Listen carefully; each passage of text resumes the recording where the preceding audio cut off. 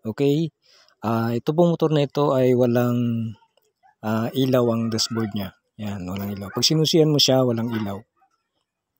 Yan. So, wala. Yan, no? Wala. Yan. Kahit ikot-ikutin mo yung ano niya.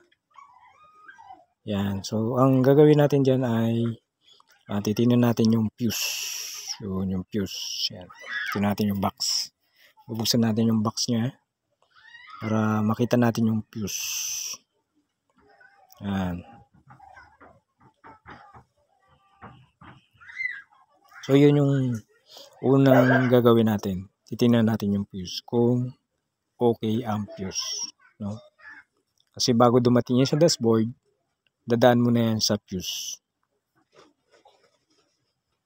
Yan, tanggalin natin yung takip niya. Yan, natanggal na. So, tingnan natin ang fuse niya kung okay. Umilaw na. Yan, meron na nga. Yan, yung fuse nga. Fuse? O, ito. Anong nangyari sa fuse? Ibig sabihin, sira na pala ang fuse mo. Hindi ka napalit ng fuse. Hindi niya pinalitan. Hindi. Wala, sira na, nakarigta na lang. Yan o. Karikta? Oo, rigta. Pag minsan ito delikado. Dahil pwedeng mapundi yung mga ilaw mo. Dapat siya mapalitan mo yung fuse talaga.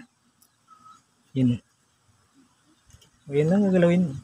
Kaya lang delikado mo pag hindi makapalitan.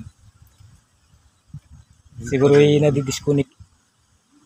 Yan, kaya nawala yung ilaw niya.